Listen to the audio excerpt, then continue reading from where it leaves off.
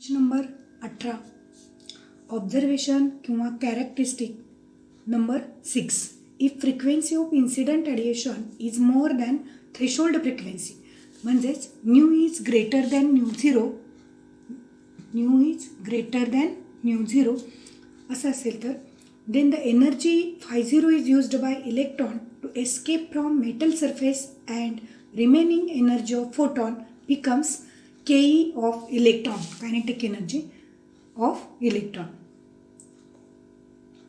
Depending on the energy of electron inside the metal and collisions after emission from surface, then the maximum kinetic energy is equal to h nu minus phi 0. Therefore, Ke max is equal to h nu minus phi 0, equation number 1. Equation 1 is called Einstein's photoelectric equation. Ke max depends on the material of emitter plate and varies linearly with incident frequency nu. तर maximum kinetic energy कशावर अवलंबून आहे? Material of emitter plate कोणत्या मटेरियलची बनलेली आहे and it varies linearly with incident frequency. म्हणजे जर इन्सिडेंट फ्रिक्वेन्सी न्यू वाढली असता कायनेटिक एनर्जी किंवा मॅक्झिमम केई वाढते.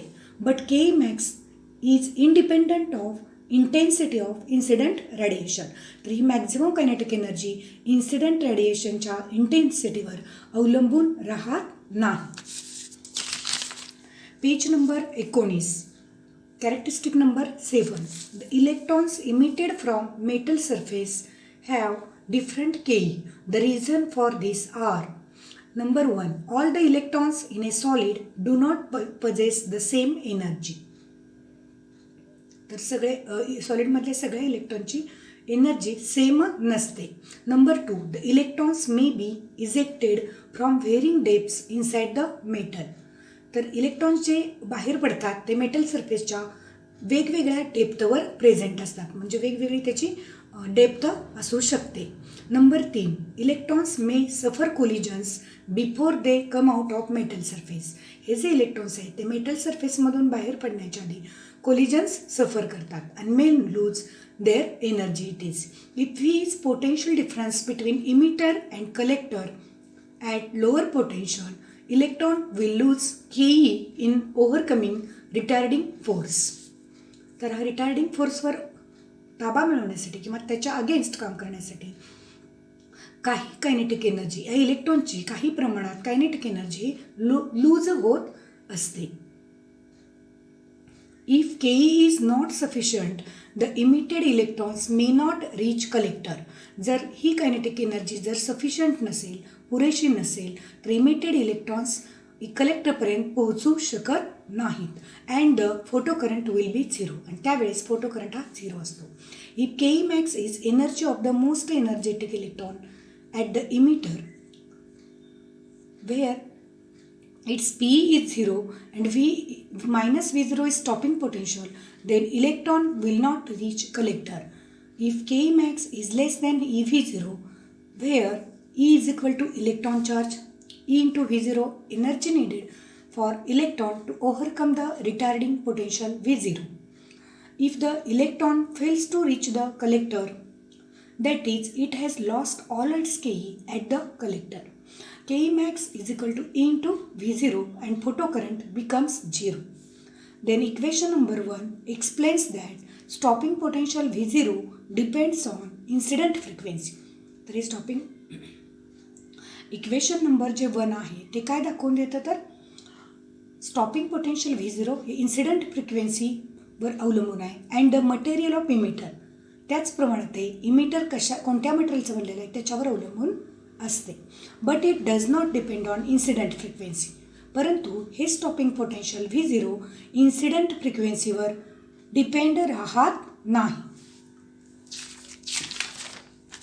Page number 20 if the ejected electrons of kinetic energy greater than EV0 electrons can reach the collector hence current flows. जर kinetic energy into V0पेक्षा जास्त असेल तर इलेक्ट्रॉन्स कलेक्टरपर्यंत पोहोचू शकतात आणि करंट फ्लो होतो. When K is less than or equal to into V0 no current will flow. photocurrent will become 0. Then K max is equal to E into V0. Using this equation 1 as E into V0 is equal to h nu minus phi 0, or V0 is equal to h upon E into nu minus phi 0 upon E. Equation number 2. तर ह्या संपूर्ण इक्वेशनला आपण दोन्ही साईडला ईने divide केले आहे.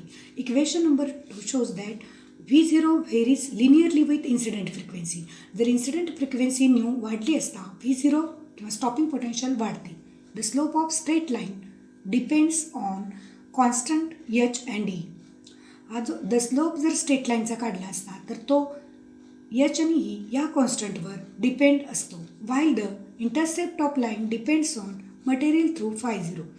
The slope of lines in figure 4 is same and is independent of material of emitter, but intercepts are different for different materials.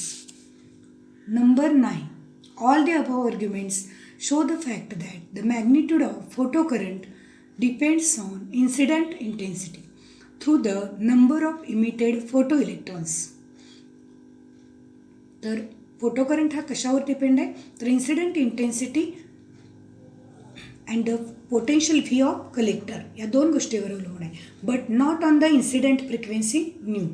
As long as new V is greater than V0. जोपर्यंत V हा V0पेक्षा जास्त असतो तोपर्यंत हा photocurrent incident फ्रिक्वेन्सीवर अवलंबून नसतो. According to Einstein, तर आईन्स्टाईन ह्या सायंटिस्टच्या मतानुसार the energy of light beam having n photons will be E is equal to n into h nu. तर हा जो फॉर्म्युला त्याचा आहे आईन्स्टाईनचा, त्याच्यानुसार where n can have only integral values. तर यापैकी n याला इंटिग्रल व्हॅल्यूज किंवा पूर्णांक संख्या असतात. h हा प्लँक्स कॉन्स्टंट आहे, new frequency of incident radiation आणि E is total energy of photons. तशा प्रकारे आपल्या 9 कॅरेक्टरिस्टिक्स पूर्ण झालेल्या आहेत.